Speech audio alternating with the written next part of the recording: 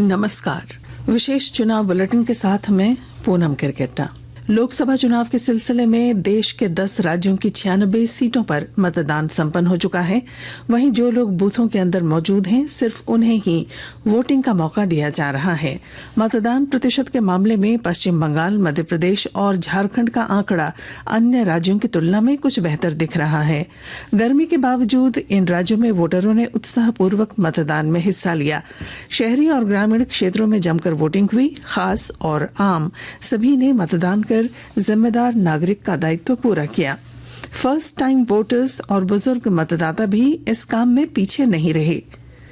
प्रधानमंत्री नरेंद्र मोदी ने बिहार प्रवास के क्रम में आज हाजीपुर, मुजफ्फरपुर और सारण में चुनावी जनसभा को संबोधित किया और इंडी गठबंधन पर निशाना साधा तथा एनडीए उम्मीदवारों के पक्ष में वोट मांगे।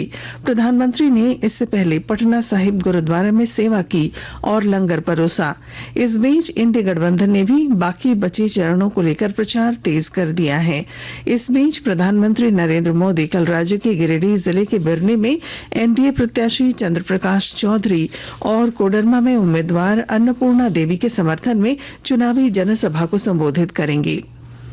कांग्रेस के राष्ट्रीय अध्यक्ष मल्लिकार्जुन खड़गे ने आज हजारीबाग लोकसभा क्षेत्र के पार्टी प्रत्याशी जयप्रकाश भाई पटेल के समर्थन में चुनाव प्रचार किया। इस दौरान अपने संबोधन में उन्होंने भाजपा पर जनता से वादा खिलाफी का आरोप लगाया। उन्होंने कहा कि इंडी गठबंधन के सत्ता में आने पर हालात बदलेंगे। श्री खड़गे ने कहा कि संविधान और लोकतंत्र को बचाने के लिए विपक्ष एकजुट हुआ है। उन्होंने दावा किया कि शुरुआती चरणों के लोकसभा चुनाव में गठबंधन के प्रत्याशियों को जनता का अपार समर्थन मिला है।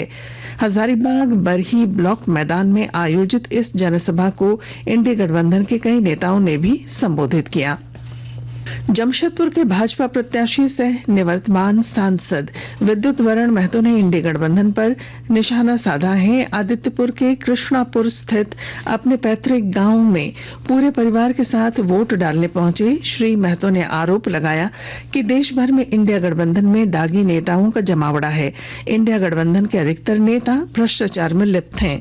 श्री महतो ने कहा कि देश में प्रधानमंत्री नरेंद्र मोदी के कुशल नेतृत्व में विकास के कई कार्य हुए हैं। लोकसभा चुनाव को लेकर संताल के समर के लिए 3 सीटों दुमका, राजमहल और गोड्डा पर साप्ताहिक अवकाश के बाद आज से फिर नामांकन की प्रक्रिया शुरू हुई है। कांग्रेस के प्रत्याशी प्रदीप यादव ने भी आज नामजदगी का पर्चा दाखिल किया। इस दौरान इंडी गठबंधन के नेता उनके साथ मौजूद थे। भाजपा उम्मीदवार निशिकांत दुबे यहां से पहले ही नामांकन कर चुके हैं। भारत निर्वाचन आयोग द्वारा निर्धारित कार्यक्रमों के अनुसार प्रत्याशी कल तक इन तीनों क्षेत्रों में नामजदगी का पर्चा दाखिल कर सकते हैं। आगामी 15 मई को नामांकन पत्रों की जांच की जाएगी। उम्मीदवार 17 मई तक नाम वापस ले सकेंगे। 7वें और आखिरी चरण के लोकसभा चुनाव के सिलसिले में दुमका, राजमहल और गोड्डा संसदीय क्षेत्र में 1 जून को मतदान होगा, जबकि 4 जून को देश के अन्य संसदीय क्षेत्र के साथ ही इन तीनों लोकसभा सीटों की भी मतगणना होगी। राज्य के ग्रामीण विकास मंत्री आलमगीर आलम के निजी सचिव संजीव लाल और उनके नौकर से प्रवर्तन निदेशालय ईडी और 5 दिनों तक पूछताछ करेगी। रिमांड अवधि पूरी होने के बाद ईडी ने इन दोनों को विशेष अदालत के समक्ष आज पेश किया। अदालत ने ईडी को और 5 दिनों की रिमांड की अनुमति दे दी है। गौरतलब है कि टेंडर घोटाला मामले में ईडी ने बड़ी कार्रवाई करते हुए इन दोनों को पिछले दिनों गिरफ्तार किया था। विभिन्न ठिकानों में छापेमारी के क्रम में 35 करोड़ रुपए से अधिक की नकद बरामद हुई थी। ईडी इन्हें रिमांड पर लेकर पूछताछ की है। ईडी ने जांच का दायरा बढ़ाते हुए अब ग्रामीण विकास मंत्री आलमगीर आलम को भी समन करते हुए कल पूछताछ के लिए जोनल कार्यालय बुलाया है। जमशेदपुर के साक्षी थाना क्षेत्र में जमशेदपुर अधिसूचित क्षेत्र समिति द्वारा हाईकोर्ट के आदेश के बाद बड़ी ही सख्ती के साथ विभिन्न होटल और मॉल के बेसमेंट में चल रही दुकानों और अन्य गतिविधियों को रोका जा रहा है। साथ ही अतिक्रमण को तोड़ा जा रहा है। एसडीओ पारुल सिंह ने बताया कि नक्शा में बेसमेंट को पार्किंग स्थल दिखाया गया है, लेकिन सभी लोग बेसमेंट में अवैध तरीके से व्यापारिक गतिविधियां चला रहे हैं। पार्किंग स्थल नहीं होने के कारण जाम लग रहा है।